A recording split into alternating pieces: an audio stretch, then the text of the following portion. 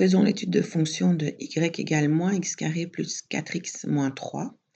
Donc avant de commencer, on va calculer le delta parce qu'on va en avoir besoin à plusieurs endroits.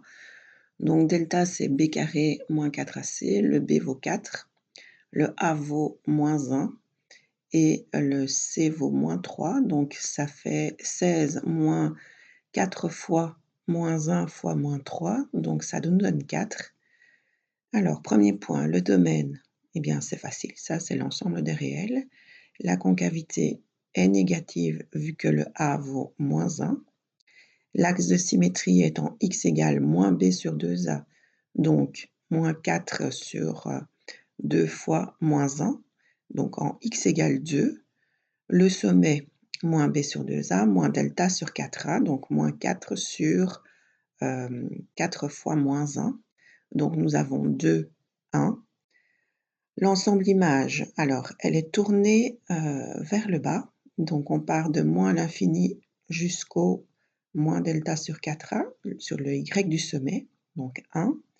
Au niveau des zéros, eh bien, les x1, x2 valent moins 4 plus ou moins la racine de 4 sur moins 2. Donc nous trouvons en 0 x1 égale 1, x2 égale 3 après calcul. L'ordonnée à l'origine étant y égale c, donc y égale à moins 3. Alors dans le tableau des signes, nous plaçons les zéros que nous avons trouvés. En 1, ça vaut 0. En 3, ça vaut 0. Au niveau du tableau de variation, donc nous écrivons le sommet de 1. Alors elle est tournée vers le bas, donc c'est un maximum. Donc elle croît et puis elle décroît.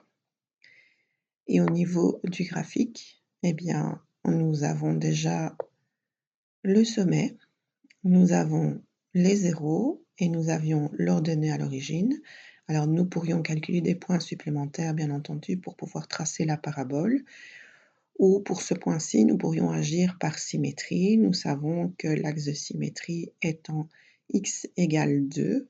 Donc si nous avons ce point-ci, forcément, nous avons le point 4 moins 3. Et alors nous traçons.